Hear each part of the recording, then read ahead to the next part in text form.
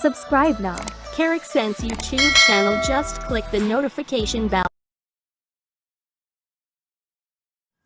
Hello mga kasambayanan, magandang araw sa ating lahat. Ito po si Ka Eric, ang inyong Ka Eric Sense, para po sa mga makabuluhang talakayan, issue at mga usapin kung saan po mailalahad natin ang ating insights, perspectives, and pati na rin ang opinions natin.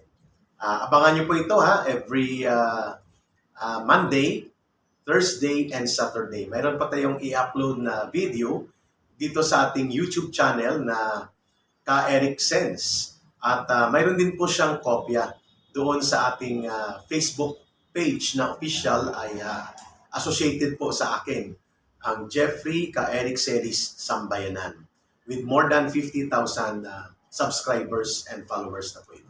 So again, dalawa po yung ating ipapalaganap na ating platform kung bakit mayroon tayong pagsasama dito sa online. Yung ating Ka Eric Sense YouTube channel para kay Ka Eric at ang ating Jeffrey Ka Eric Series Sambayanan official Facebook page. Una po, tatalakayin natin ang tungkol sa kaganapan at mga kontrobersya tungkol sa investigasyon at paghahanap ng katarungan hinggil sa pagkakapaslang po ni former media platform practitioner sa internet, sa vlog, si Ginoong Percy Lapid. At ito po ay may kaugnayan sa malaking katanungan ng taong bayan. Bakit namatay ang itinuturo ng prime gunman suspect na nag-surrender sa PNP at sa DILG na si Joel Estorial? Yung sinasabi niyang middleman na tumawag mula sa loob, na ang ibig niyang sabihin loob ay ang New Bilibid Prison.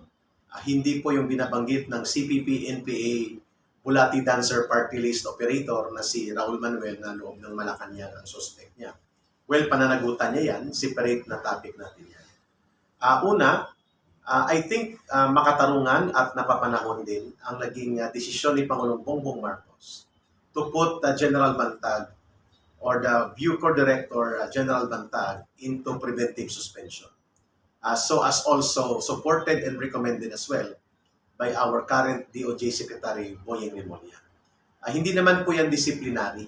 Yan po ay preventive suspension na ang ibig sabihin ay mabigyan ng may integridad at kapanipaniwala ang investigasyon surrounding the circumstances of the sudden death nitong itinuturong middleman na nagtransaksyon sa gunman na siyang umamin na bumaril o pumaslang kay Ginoong Percy Lapid. So ang preventive suspension po is hindi punitive. Ito ay isang administrative procedure upang magkaroon po ng kapanipaniwala with integrity at walang impediment sa gagawing investigasyon ng Department of Justice at ng mga Special Investigators Team upang ma-uncover sino po itong gunman, anong kanyang network ng kanyang kinalaman sa pagkakapaslang kay Percy Lapid upang madugtungan ang mastermind o mga grupong nag-utos para likidahin o i-assassinate si Percy Lapid. Yun po ang una nating pagtingin. So wag po nating tingnan na dinidisiplina si General Bantag.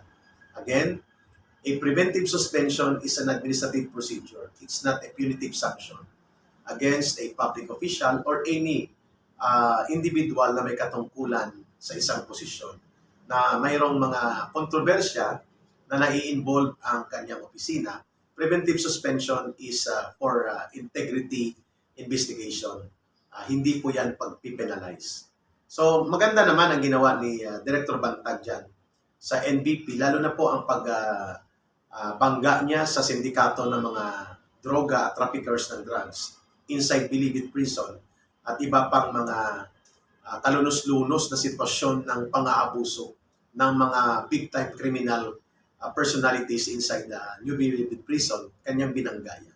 But nonetheless, ito naman ang kontrobersya kay Percy Lapid ay ma-uncover ito through investigation with integrity. Huwag po nating pangunahan muna. The decision of President Ferdinand Bongbong Marcos Jr. and of course, Secretary Remulla is for the purpose para mailinaw ang mga surrounding circumstances, agam-agam at mga haka-haka, kung ano talaga ang motibo at sino talaga ang may primary motive sa pagpapa-assassinate kay Percy Lapid. At pangalawa, pinupuna natin itong sakay style at diskarte ng CPP, NPA, NDF urban operators na iniuugnay nila kay Secretary Remulla ang kanilang gustong gawin na palalabasin nila na wina-whitewash o ginagawang chop suey ng government sa ilalim ni Secretary Remulla, ni DILG Abalos at ni President Marcos ang isang controversial na assassination incident against isang high-profile personality kagaya ni Percy Lapid. Malisyuso po at ang intent ng CPP, NPA, NDF like Gabriela, Karapatan, Bayan, Bayan Muna at itong Kabataan, Kagat, Kamatayan, CPP, NPA party list ni Bulati Dancer Raul Manuel na singilin at idugtong palagi sa gobyerno. Kay Secretary Remulla, kay Pangulong Bongbong Marcos, kay Secretary Abalos at sa PNP.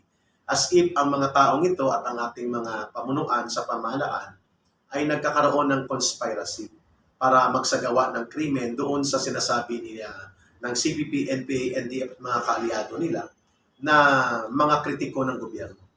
So, klaro tayo dyan, the intent is malicious upang hindi magbigay ng hustisya kay Percy Lapid, itong ginagawa nila Raul Manuel ng Bulati Dancer ng NPA Party List Kabataan Group at ng kanyang mga kasabwat. Ang plano niyan ay maglinlang, magsagawa ng propaganda agitation at magsagawa ng recruitment sa mga kabataan, lalo na upang mawalan sila ng tiwala sa justice system natin. But of course, dapat no sacred cows ang dapat ginagawa ng government. Accountability in public office at all levels of governance ay dapat ginagawa talaga yan, yung pananagutan. Tama yun, pero antayin natin ang tamang investigasyon. Proseso ng pag-establish ng facts and related proof na na-uncover sa pamamagitan ng investigasyon na scientifico at mayroong integridad. So, yun po ang ating take yan. At batay sa ganitong usapin, huwag po tayong magpadala sa mga panggagatong, panguudyok at propaganda operations nitong mga urban operators na pinapalabas nila as if there is an impunity atmosphere at mayroong mga nangyayari pa rin na extrajudicial killings sa ilalim ni Pangulong Bongbong Marcos na siya nilang ginagamit na pang-atake sa propaganda agitation nila laban kay Pangulong Duterte, lalo na sa international community. Kaya tayo ay nababahala na itong mga US media na malapit dito naman sa mga international operators ng CPP, NPA, NDF at mga opposition group na dilawan, yung Liberal Party group ng mga network sa abroad, na iniintriga nila ng Pilipinas ay walang ipinagbago sa ilalim ng panibagong political leadership ni Pangulong Bongbong Marcos na nanatili daw ang tinatawag na extrajudicial killing and human rights violation, which sinagot ng diretsahan yan ni Secretary Remulla, ang ating DOJ Secretary, sa isang UN Dialogue and Convention doon sa Geneva, Switzerland.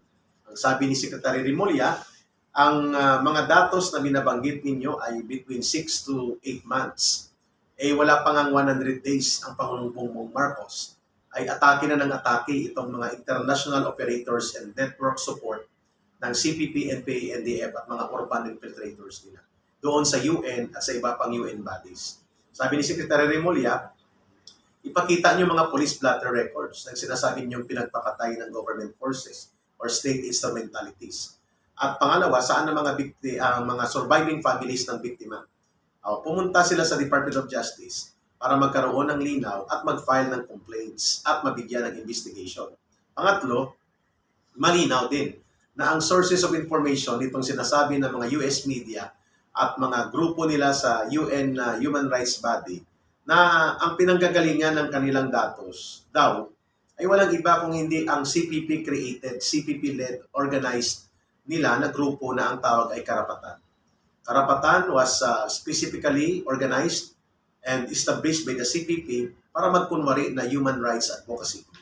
At ang kanilang layunin ay para doktoran at imaniobra ang mga datos para palabasin na may human rights violations, may violations sa civil political rights natin upang magkaroon ng propaganda basis ang CPP, NPA, NDF against the government.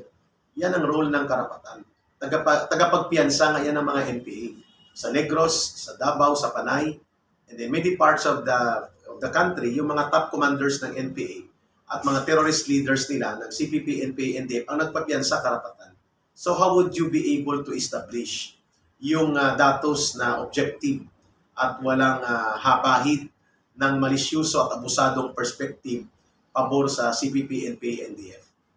Wala pa rin. Yun ang ginagamit nila na propaganda sa atin. Similarly, itong Human Rights Watch ni Caloy Conde, who was also part of the CPP, NPA network nung kabataan niya, ay pareho lang din ang linya nila ng karapatan. That is the reason na tama ang ginagawa at ginawa ni Pangulong Bongbong Marcos na ipinadala doon sa Secretary Remulla sa Geneva, harapin ang mga UN leaders at harapin ang international media. That's the reason na gusto pa resignin ni Arlene Brosas ng Gabriela CPP NPA Party List, ni Franz Castro ng ACT or Alliance of Communist Teachers Party List ng mga komunista na pinamumunuan niya at ni Raul Bulati Dancer Manuel ang kanilang NPA Party List na kabataan. Ang gusto nila tanggalin ni Pangulong Bongbong Marcos sa Secretary Remulla sapagkat ayaw nila ng opisyal ng gobyerno na malakas ang loob para banggain itong mga pakana nila sa urban infiltration and propaganda agitation at malakas ang loob para ipatupad ang rule of law, lalo na ang anti-terrorism law. Babalikan natin yan sa next episode natin at yan ang ating ka-Eric Sense, ang insights, perspectives, and opinions natin. Till we meet again sa ating mga episode, maraming salamat mga kasambayan.